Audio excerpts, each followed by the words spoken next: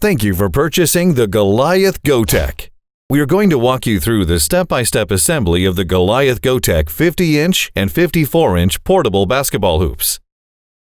You will need the following tools for assembly: 3/8-inch drive ratchet wrench, 3-inch or longer extension, number 2 Phillips head screwdriver, 10mm socket and wrench, 13mm socket and wrench, 16mm deep well socket and wrench, 19mm socket and wrench, 4-foot stepladder or other 4-foot support, wooden block, and rubber mallet. Before starting installation, locate the instruction manual, which should be located inside the top of the box. Next, inventory all the parts included in the box using the parts list on pages 4 through 8 of the manual.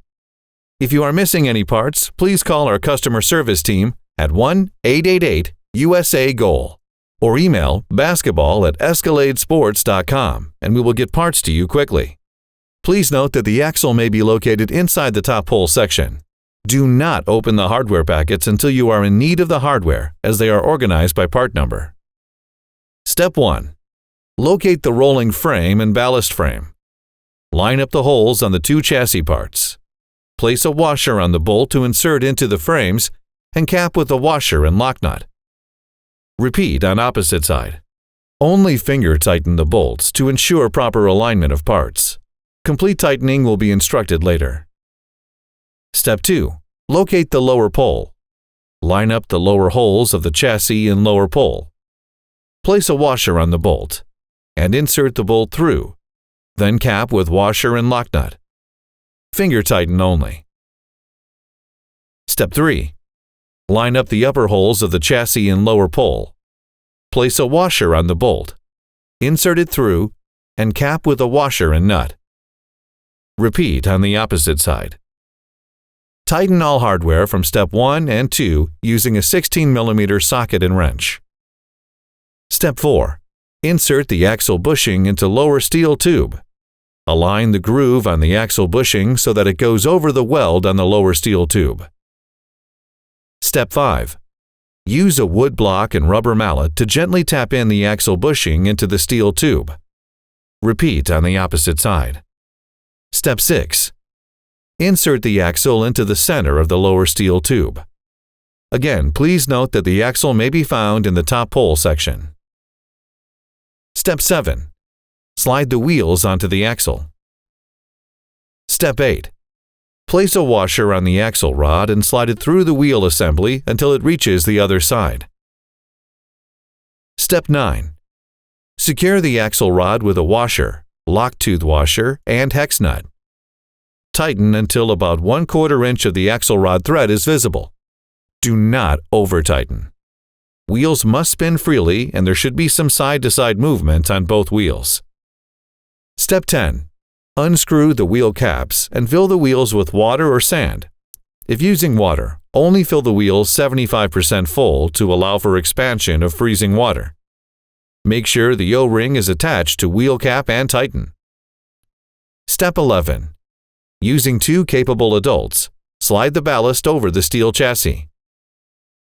Step 12. The left brace tube is marked at the top with a red sticker and the right with green. Align the stickers at the top of the tube to the pole. Then attach the left brace tube at the bottom by aligning the brace tube, ballast, and frame, inserting a bolt with washer and capping with a washer and nut. Repeat on opposite side. Finger tighten only. Do not attach the upper tube until step 15. Step 13.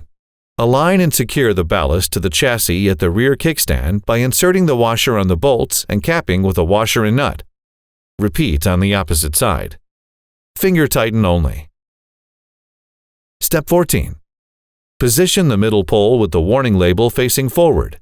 Then slide the middle pole into the lower pole. Make sure that all holes are aligned in both poles. Step 15. Insert a bolt with washer through the brace tubes in middle and lower poles. Then secure with washer and lock nut. Finger tighten only. Step 16. Insert a bolt through the side of the middle and lower poles, making sure that the bolt is inserted into the hexagon cutout on one side of the pole. Cap with a curved washer and lock nut with cap. Repeat on the front of the pole. Finger tighten only. Step 17. You will now tighten all the hardware that we placed in Step 12 to 13 in specific order using a 13 mm socket and wrench. First, elevate the unit by having someone stand on the rear kickstand and tighten the hardware on the front of the base and brace tubes. Next, tighten the hardware on the back of the base at the kickstand. Tighten all hardware until snug, but do not over-tighten. Step 18.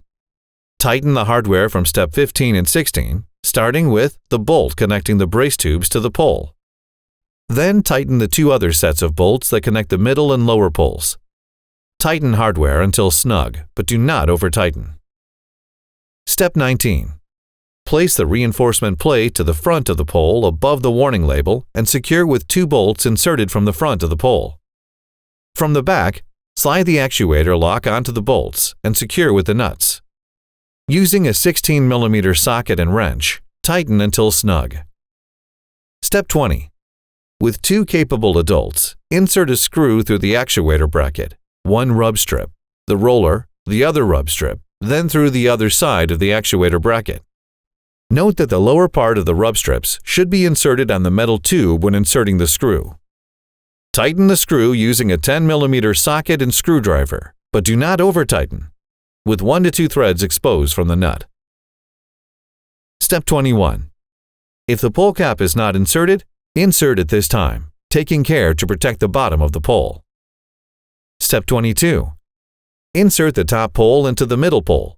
Please verify in your manual for the correct position on the top pole, as the GoTek 50 and GoTek 54 are different. Step 23. Insert a bolt through front and sides of the poles, making sure that the bolt enters through the hexagonal cutout on one side of the pole. Cap with curved washer and cap lock nut. Repeat with other bolts and finger tighten only. Step 24. Tighten the hardware from Step 23 using a 16 mm socket. Tighten the hardware in order starting with the forward-facing bolt, the lower than upper side bolts, but do not crush the tube. Step 25. Prepare a flat area that is clear of debris. 2 capable adults are needed for the following steps. Set up a 4-foot stepladder or something similar that is 4 foot high and can support your hoop, including the goal box if it is in good condition. Step 26. With the help of another adult, tilt your assembly and rest it on a 4-foot support. Rest the hoop above the bolts of the actuator bracket so the ladder does not damage the warning label. The height at the top of the pole should be approximately 65 to 70 inches from the ground. Step 27. Leave the goal in this position for the remainder of the assembly. Do not set the unit upright until instructed to do so. We are now going to attach the board arms to the pole. There are different steps for the GoTek 50 and GoTek 54. We will walk you through both. Please note that it is best to follow the directions in your manual as the step numbers are different between the GoTek 50 and GoTek 54. Step 28. On the GoTek 50, with an adult holding the pole, first place the board arm bushings on the upper tubes. Then attach the upper and lower board arms. The upper board arms should bend into each other towards the rear of the pole. Cap with washer and nut on each board arm assembly. Finger tighten only. On the GoTek 54, with a helper holding the pole, first place the board arm bushings on the top pole, then attach the arms to the upper pole.